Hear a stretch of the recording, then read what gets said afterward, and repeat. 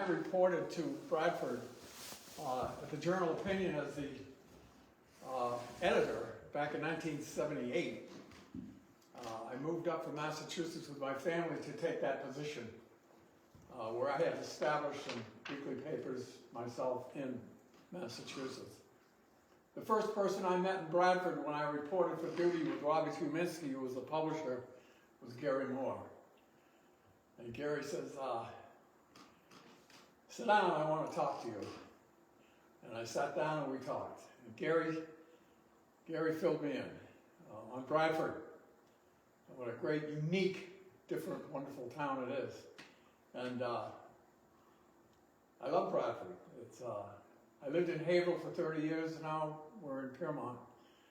As one of the selectmen in Haverhill said, we kicked him out of Haverhill, and now he's in Piermont. But it is a great town. I appreciate your inviting me over. For the context of what we're going to look at, I'll go through them rather quickly with Richard. On July 15th, 1958, the Marines that were afloat in the 6th Fleet in the Mediterranean were summoned into Beirut, Lebanon. It was a significant landing for the Marines because it was the very first incursion into that area by a United States fighting unit. We've been there ever since. We just left Afghanistan a couple of months ago, but we really haven't left. There's 2,500 troops still there. And part of my travels, besides Beirut, Lebanon, has been Africa. And we saw stuff there in Africa that's just beginning to pop. And you'll see our concentration efforts from the Middle East and Asia, where we are with Afghanistan and Iraq. You'll see Africa coming into play. And it's been very interesting to watch. Since those days that I was in the Marine Corps, I was a rifleman and a combat photographer. When the landings were being shaped up, when the policies were being shaped up, President Eisenhower decided that it would be good if he did honor the President of Lebanon, Camille Chamoun, his request to send in the Marines. It was a very hostile and very mixed up, tense situation that we get into. I landed with 1,700 Marines, and the Army came in, and by the time the day was done, we had 17,000 troops there. To keep the peace, which we don't do well, Marine Corps training, we don't keep peace well. Later on in 1982, when President Reagan sent the Marines back into Lebanon as peacekeepers, they got themselves blown up and 241 died as a result. So we're still learning about the Middle East and its vagaries and its intrigue. And when you read the news, you can think about this, our very first landing there. Of course, during World War II, we had bases in the Middle East, but we were not there to fight. We were there for defensive work, to send airplanes out and so forth. But we were there about 4 months in Beirut. We settled the problem, we settled the area. We convinced the various groups that we were there to help them out, and we did, and injected a bit of normalcy there. It'll never be a democratic area, but when we were done, we got out.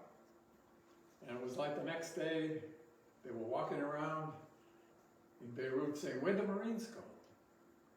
We were on the water, heading out. We were gone. And it's the best way to get out of the situations. Get on the boats and get out. And don't leave anybody behind. So, we can start. This is a landing on that July 15th day, 1958. We came off 70 ships, 70 ships of the 6th Fleet. And you can move right through these. Coming up on the beaches, there were some residents there to greet us. Can you see? Yeah. Thank you. There were some residents there to greet us, and it was a bit of a shambles and tough environment because of kids. Beirut was a beautiful city. It was a Western city, and that's part of the reason we were there. But there was a mix of all the Muslims and Christians and Syrians, Jews. They're all mixed all together, all warring and fighting, and that's kind of the stuff we had to figure out. Who's who, who's the good guys, who's the bad guys. So coming ashore, we loaded and unloaded the tanks, got on all the mechanized gear in the trucks. You can see them in the background, and we hit in country to the airport, and we started digging in. The airport was about a half a mile from the beachhead. There were 2 beachheads we ran. This is one of them. The other one was south of the city. So strategically, tactically, we hit north and south. But we had to dig in, set up 120 degrees. It was hot. And we had air cover from the Sky Raiders, same as in Vietnam, the A-1 Sky Raider off the USS Essex aircraft carrier, and they kept us company. Moving inland, these are some. As a combat photographer and a rifleman, I have 2 jobs. I have to shoot pictures and I have to shoot my weapon. All Marines are riflemen. I don't care whether they cook or whatever they do. Our first job is to be online to shoot and be part of the group. So I had twin rollies, 3 rollies actually, 120 millimeter camera, big 2 1/4 square negatives, and so we move out, and night and day, we go inland to the edge of the city, and you could just go through some of these shots. These are Marines moving through the countryside. We have M1 rifles. We have the BAR, the Browning automatic rifle. It's a 30-06 caliber. There's the air-cooled 30 caliber machine guns that we set up on the strategic areas of the street to control traffic. The M48 tanks, we brought in 15 tanks right from the fleet and patrolled through the city with these things. All of this stuff later went to Vietnam. That's a shot that I came across on sand and M1 Garands go together like the M16, but cleaning them up. There's a can of sea rats. There's the trigger housing group. There's the spring, the operating rod handle, the butt plate, and also a clip of 8 rounds of ammunition and a .45 pistol. And that, I came around, I said, that kind of tells the whole thing. Sitting on the top of the Stars and Stripes newspaper, which announced what was going on probably a week before. We had strategic areas that we had to worry about house-to-house combat, security. Okay. There's a lot of bugs and funny stuff in the Middle East that you want to, even regardless of the 120-degree heat, bundle up, dig in, and if you can sleep, fine. But the gear is stowed. In this area, it's sand, a lot of sand in the Middle East, and the face covering, and you grab a nap whenever you can. I don't, how many veterans here? So you guys know, you grab a nap when you can, no matter what the time of day. There's an M48 tank moving through the streets into the interior of Beirut. The interior of Beirut was a tough area. There we had the Basta, B-A-S-T-A, where the Muslims were. They did not like us. Well, nobody liked us. But you know, we didn't ask to go there. We were asked to come in. So if you want to play, we'll play nice. So the Basta was an area that we were asked to not rumble in. Don't keep your tanks out of the Basta because you're going to upset the people. And then this thing will go on forever. So, being Marines, we want to help the situation. We don't want to stir it up. You shoot us, we'll shoot you. We have very strict orders about gunplay. And although we did engage in a lot of shooting, they were mostly sniping and blowing stuff up. They love to blow things up. Go ahead. Other Marines came in by air. This is a group that was getting ready to board airplanes in Cherry Point, North Carolina. It's grabbing your gear, saddle up, packs are made, you're loading up the airplanes. We have 80 R-5D airplanes. It's a Navy transport. Unlike today where they go over on commercial air, we have our own, Marine Corps has their own transportation. Delightful canvas seats. It's an awesome way to travel. Yeah, it's wonderful. They serve you food aboard those airplanes, and you can, if you're lucky, you get a bologna sandwich. It's awesome. But it's free. It didn't cost us. Well, stewardesses are pretty too, huh? Sir? The stewardesses are pretty. If you're looking at the stewardess, you go to the brig. Yeah. So up aboard, up they climb, all the gear. Nothing's changed with our gear. You know, it's packing 100 pounds, and you hope you got the right stuff. We take a lot of personal stuff. We got wind what this was going to happen, so our parents or girlfriends sent us good stuff, cookies and lifesavers, and we pack all the junk we could, and then our fathers would send up our personal weapons that we had as a kid, and we'd go out hunting, and then we packed all that stuff. And then whatever room we had left, we put in Marine Corps stuff, which was sea rats and blankets. You need blankets in Beirut because it's only 120 degrees, and stuff like that. But we carried 3 canteens.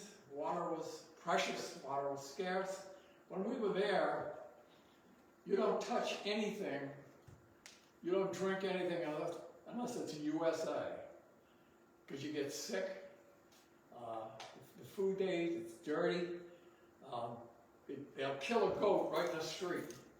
They'll cut his throat, hang him up, eviscerate him, and in 10 minutes, that thing is on the handlebars of somebody who's riding away, no refrigeration, and the flies are following. I got badly sick, as did a lot of guys, a lot of Marines, with just being around bugs. bugs all over. And we got all our shots. You know, I think about the shots, going through the line for the shots. I talk today to people who won't get shots for whatever reason. But if in my day, you get shots because it protects you from all the scurvy stuff that you can pick up. We still got sick. You know, there were breakthroughs for whatever it was, tsetse flies and things like that. In aboard the airplanes, it's first class accommodations.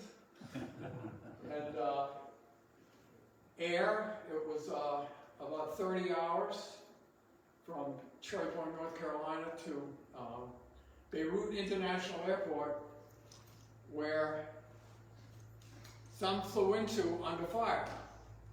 And when we would fly back into Beirut, have the occasion to fly out and fly back, we'd sit on our flak jackets and our helmets because they're shooting up through the airplanes. It was always fun. It was an adventure. But, you know, Marines, little PR, so we made the cover of Life magazine. And there we are coming off the beach. One thing about my job with being a photographer and a rifleman, I could go, my orders were cover it, document it, and be a part of it, and keep your head down. So I was very fortunate to be able to go with a lot of foot patrols, motor patrols, and be a part of anywhere that the action would break out, I'd go join it. And you can run right through these. Gathering up, getting ready for the patrol, just making arrangements. That actually was under fire. Looking down, that's the M1 rifle. And the PIR, Bryant automatic rifle that young Marine has there. Those were our basic weapons. Those were actually the next year phased out into the M16 and to the M60 machine guns. Fixed bayonets, moving over the very rough terrain. Notice the sleeves are down. We didn't roll up the sleeves. Sunburn. You get seriously sunburned. Sergeant, you're in this briefing. Outpost, listening post, lonely duty up there. What he does, his job is to listen. Here's Marvin, one each.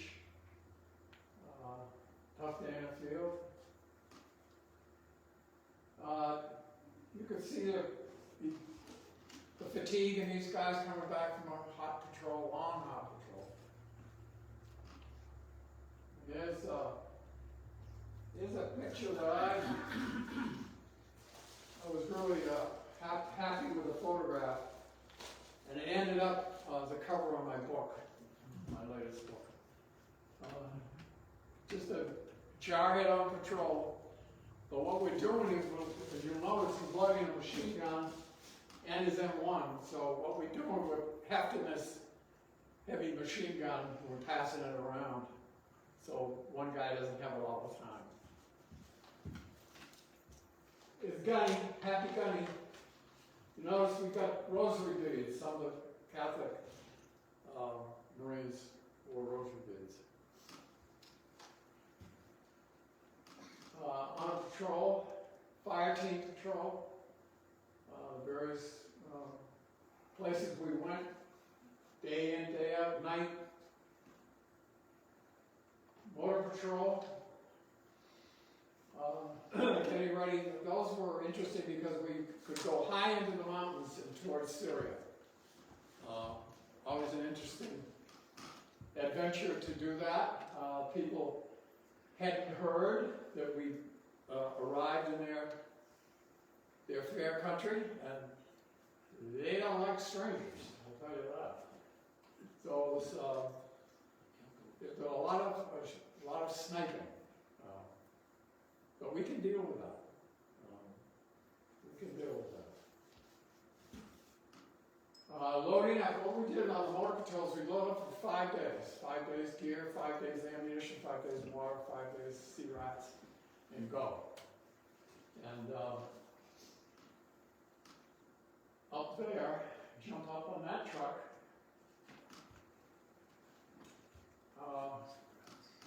Sea rats, load them up.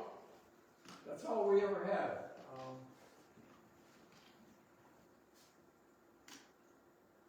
Good. This is an Air Naval Gunfire Liaison. They rode with us and they would coordinate air traffic, the fighter aircraft, the Sky Raiders. They're our ground cover for communication. That's the classic 6.5 with a mounted 50 caliber loaded with troops. We had 10 or 12 of those in our motor patrol, and hit these narrow country roads that wind way up the hills of Beirut and then beyond to Syria.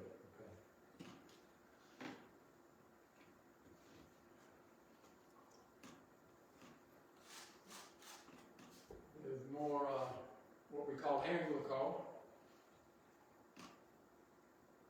Just a lot of boredom in the back. These youngsters, when I talk to the high school kids, I deal with some civics classes at Woodsville High School, and I tell them that, I'm an old guy, but I was young once. And that age, if you can believe that.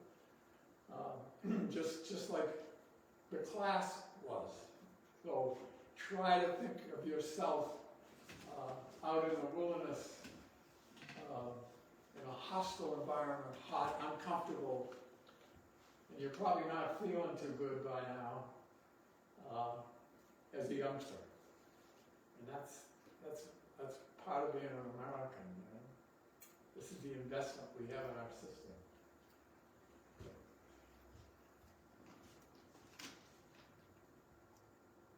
The use of America. Up there, up top, you can see a HUS or a H-34D helicopter. We had a fleet of them covering with us as we motored through. We took ashore 10 Ontos. Ontos was an odd armored vehicle, 6 recoilless rifles with 50 caliber machine guns on each side. And Ontos means the thing. We couldn't have a name for it. What do you call this thing? It's the thing, and that's it right there. Gary, you may have seen some of these in Vietnam.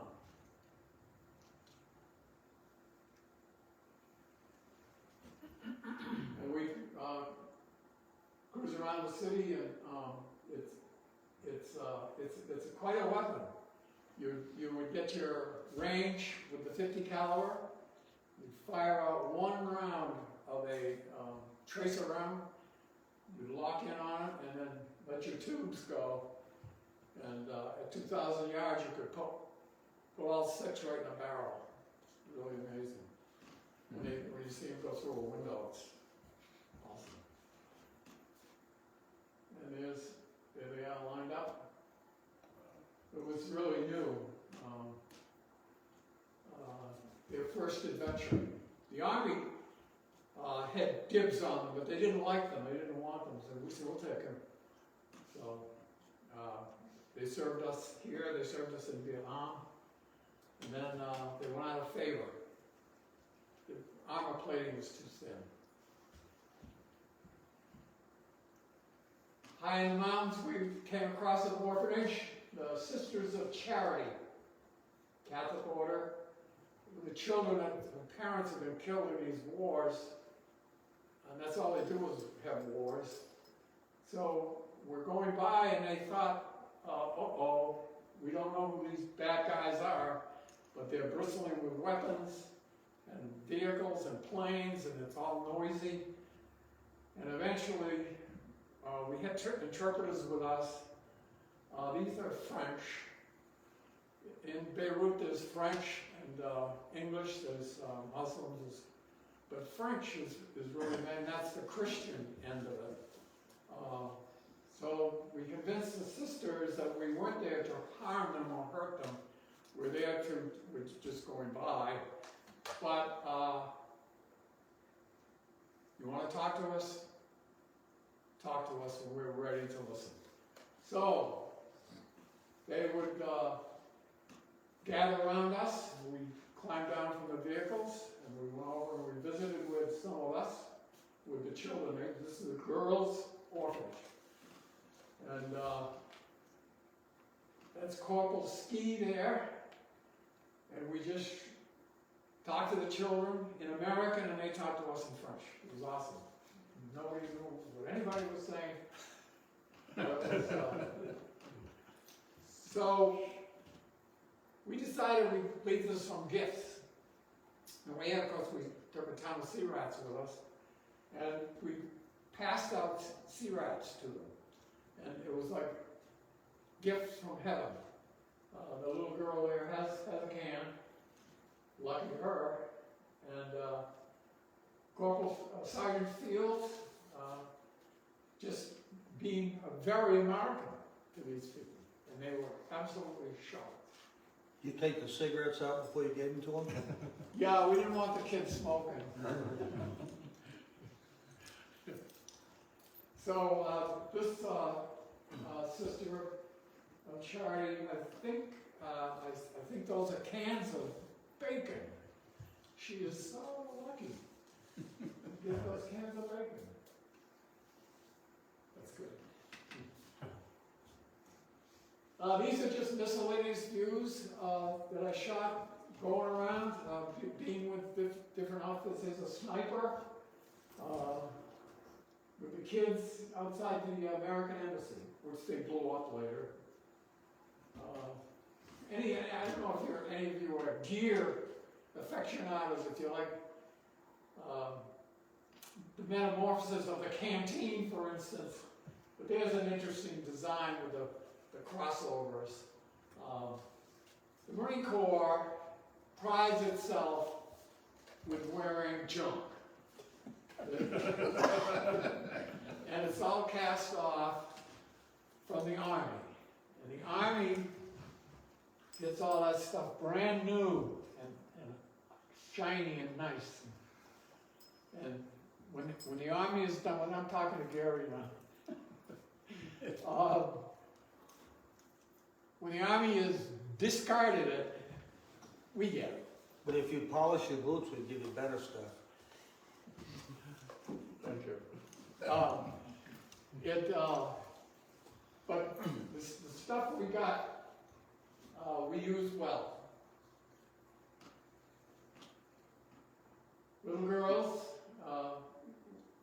waifs, kids running around all over the place, dogs and children. There's a typical street scene, you might say. The UN was there with us. We didn't have much to do with the UN. But these guys are crapped out. This is at the edge of the airfield. And the UN was running observers, airplanes, and jeeps, but I never saw them. So I can't comment on them. Their job as peacekeepers. Because we never saw them. They were somewhere else.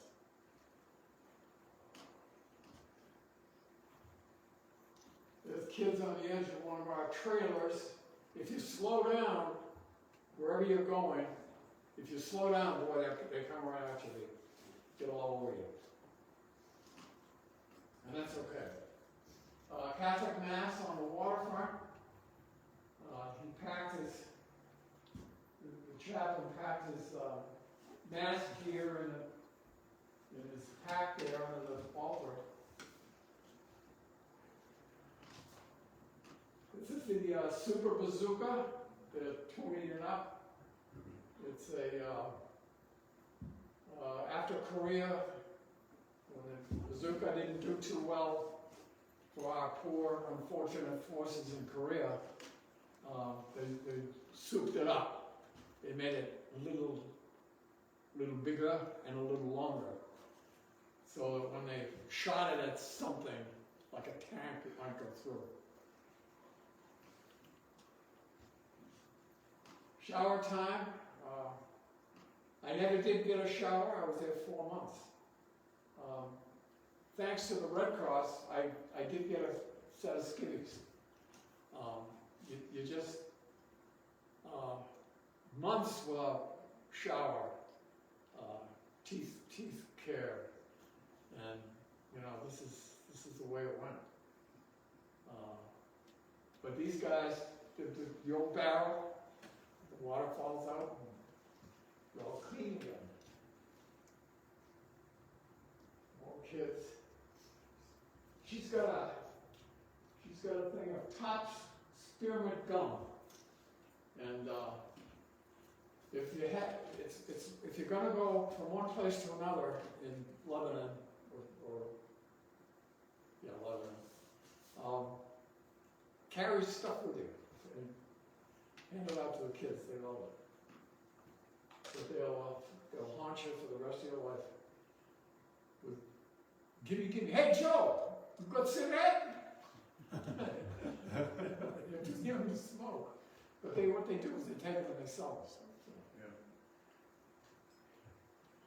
There's Sergeant Marvin having a drink of water.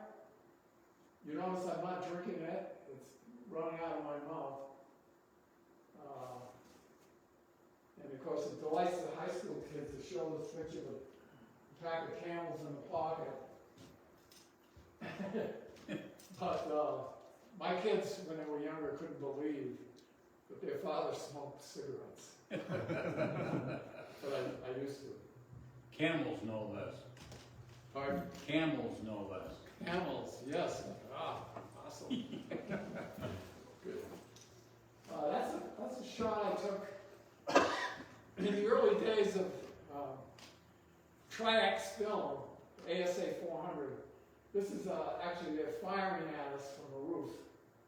And we're going through a truckloads patrol, and they started firing, and it kind of fell apart, but I tried to get some photography done, and it was mediocre. And one of the problems I had was when I processed my film, I had to bribe a pilot from the fleet. They flew, they were always flying packages of information back then, packages of information to these foreign bases like in Italy. We had air base in Italy, in Spain, over Spain, naval base. They'd fly information out of Beirut, and then eventually it would end up in Washington, D.C. like the next day or the next night. So I bribed the pilot with Cuban cigars. I was walking by a vehicle. It was operated by the Army, 82nd Airborne, and it was a captain. And he'd get out of the Jeep, I watched him. As a Marine, I steal. I steal a lot of stuff. I won't steal anything from you tonight. I promise. But to exist, you never steal from another Marine, but you would steal from the Army. And the Army had a lot of good gear. And they had a lot of cigarettes and 5-in-1 rations and all this stuff that we loved. Chicken, a can with chicken in it, a little chicken in a can.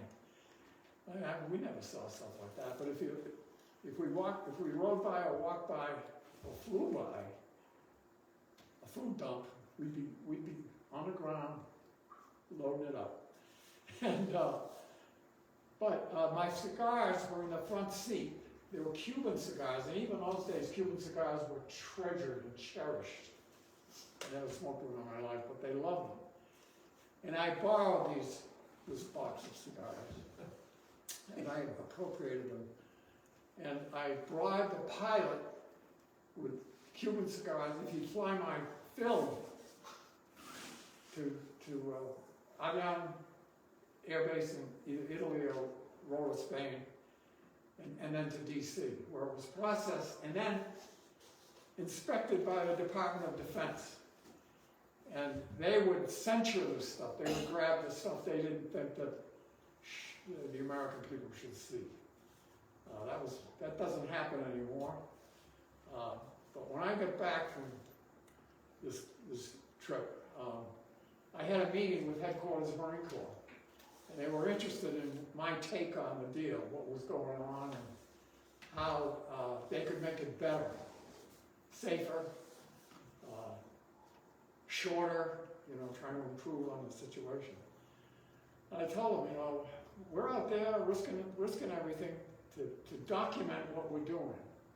And if the DOD is going to sit on this stuff and not have it see the light of day, then it's not worth it. And Colonel Philip M. Pierce raised hell at DOD about that, censoring he said, our combat photography. So knock it off. I don't know if they did or not, but I didn't see a lot of my stuff published that I feel should have been. But I tried. This a picture of me with Dickie Chappelle. She was a female war correspondent. She was later killed in Vietnam. Dickie was a great lady. We were getting fire, and I jumped into a doorway to get out of the fire, sniper fire. And I looked up and I said, my God, that looks like a woman. And I can't believe it, and it was. I said, wow. And she dressed like a Marine. Because in World War II, she had been with the Marines in Okinawa and Iwo Jima. So a lot of the guys knew her, the brass. And they allowed her to be with our unit, which was unheard of for civilian photographers to be embedded, so to speak. But there she was, and she was later killed in Vietnam on patrol. Well, on January 1, 1959, she came into Havana, Cuba, with Fidel Castro and Che Guevara and Raul Castro. She photographed that whole thing for, I think it was National Geographic. But she was quite a woman. She very accomplished. And she had all this stuff, and she came back to the magazine in 1959, a year after we were together for this picture, and showed me these pictures with Fidel Castro and Che Guevara, who we'd never heard of. And she said, keep your eye on them. They are bad people. Che Guevara is a murderer. And he was. It was really interesting.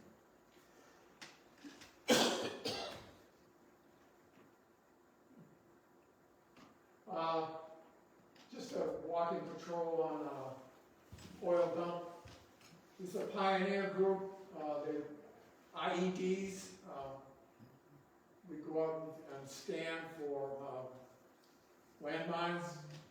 A lot of stuff they leave would be wired explosives. So you have to be pretty careful what you're doing. Mail. The mail did get through.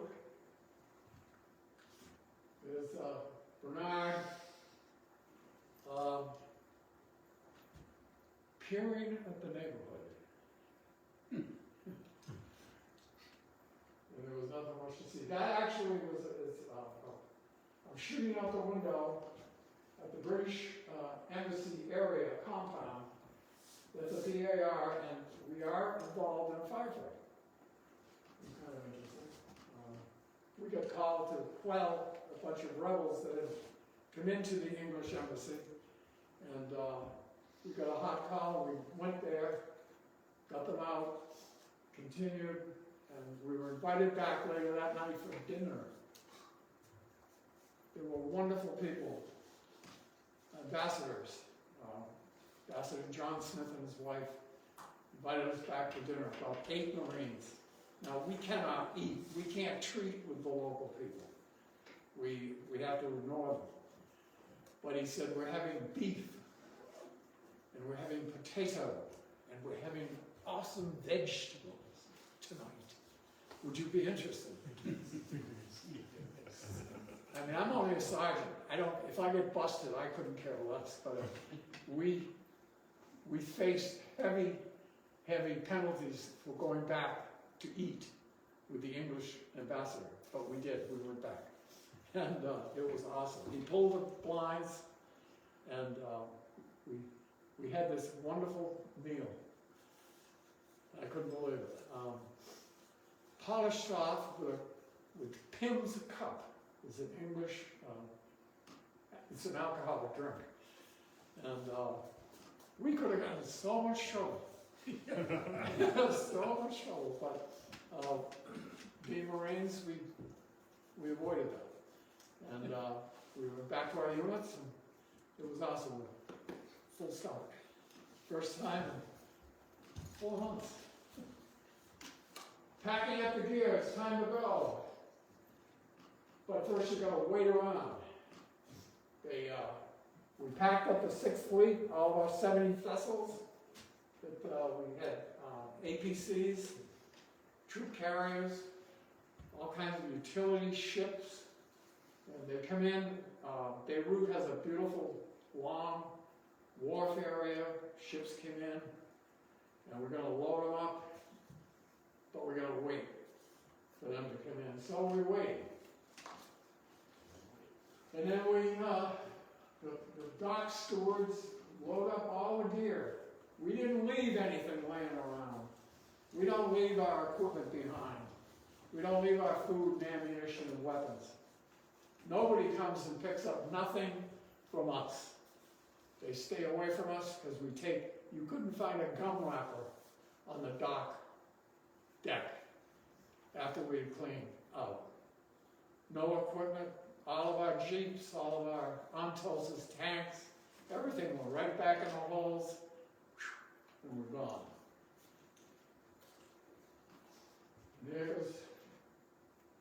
The ships are loaded very meticulously, very carefully because of weight. And the dockside masters tell you where the stuff goes, and it's an amazing science. Because they go way, way, way down into these holes, and so everything's perfect. And lined up is the M37 truck. I'd love to have that in my garage. Yep.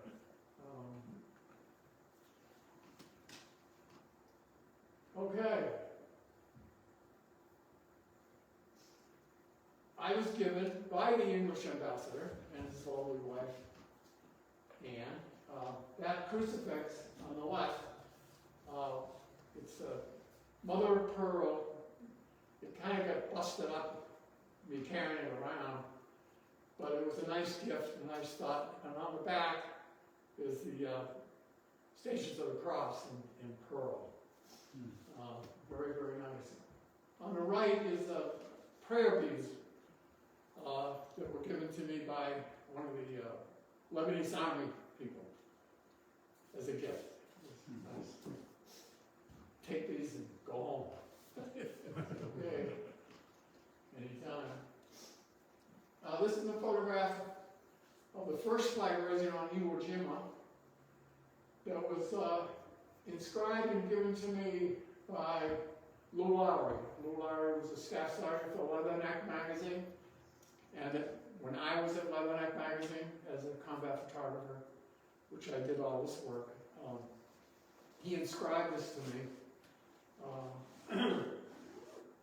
as the first flag raising in Iwo Jima, and he thanked me for my coverage of Beirut. view that you don't see often. A short time later, they took that flag down, they put a larger one up. General Rosenthal, who I've met 3 times, was there and got the famous shot of the 6 Marines raising the flag. Leatherneck magazine, to which I was assigned to from the Marine Corps, is a service publication. And all of these authors and writers, like Lou and everybody else, were always involved with Korea, Vietnam, Vietnam Diary, Richard Tagaskis, Guadalcanal Diary, and if you really work hard in the Marine Corps, you get yourself on the cover of the magazine. As a lieutenant yet. They wanted me to, they had a picture of me that they wanted to put on the Marine Corps Gazette. And see, there's the Ontos there. So I said, sure, go ahead. So I didn't know that I was going to be promoted to a lieutenant, so that was kind of neat. My kids still say, Dad, you sure that's you?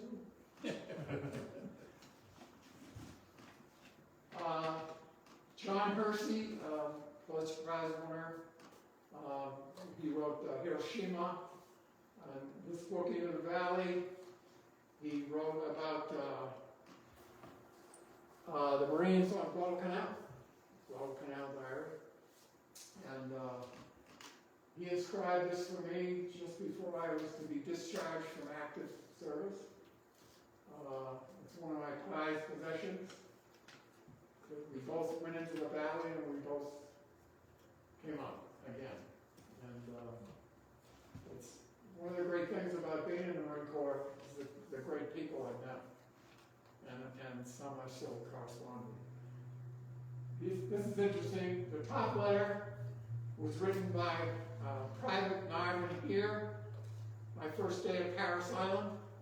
It's a letter home under great duress to my parents about how awesome my vacation is at Paris Island. Because this happened 2 weeks after I graduated from high school. And Paris Island is something that changed my life forever. But you get a letter home, and my mother saved it. And the bottom letter is a letter that my son Bernie wrote his first day at Paris Island. And if you change that. The letter on the left is what I wrote very hurriedly, and a shorter letter what Bernie wrote on the right. Can I say that word? Mm-hmm. Down here, on the bottom, Bernard had the temerity to say, this is a bullshit letter. And, you know, I knew that, but I didn't want to write that because I would have been killed. But Bernie, he said it, and I've still got that letter today. There's a picture of, we went down to Bernie Marvin, little Bernie's graduation at Paris Island, and I stopped at the exact place where I got off the train at Yemassee, South Carolina, and we suffered our very first night of Marine Corps brutality, and what happened in 1955, just before they drowned 6 Marines. But that's the original barracks that has been turned into a furniture store. But Polly, my wife, took that picture, and that's one of my favorites. Like going back, I'm going back to Paris Island, and it was fun. And that's it. Thank you very much.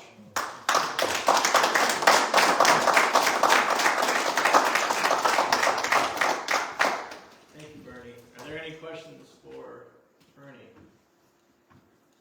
No, but I would like to thank Bernie in 2 regards. First of all, to you and to our other veterans here, we thank you for your service. Thank you.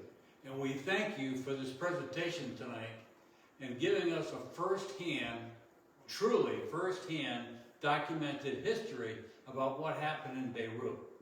My hat's off to you and thank you very much. Thank you very much.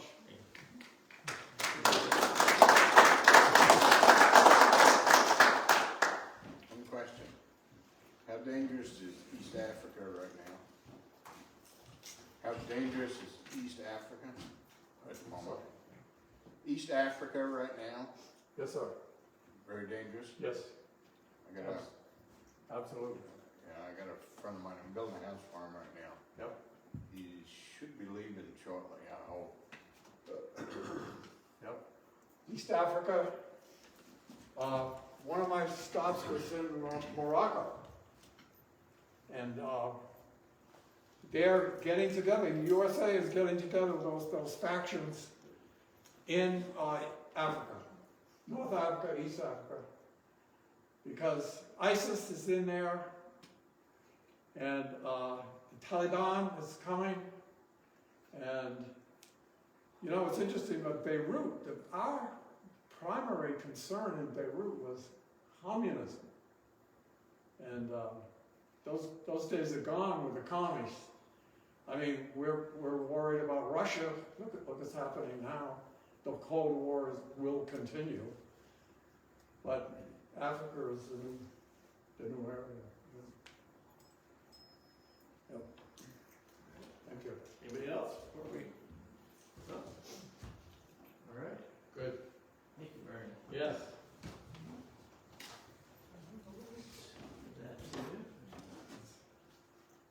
Dave, would you please grab the lights for us? I'm working at it. All right.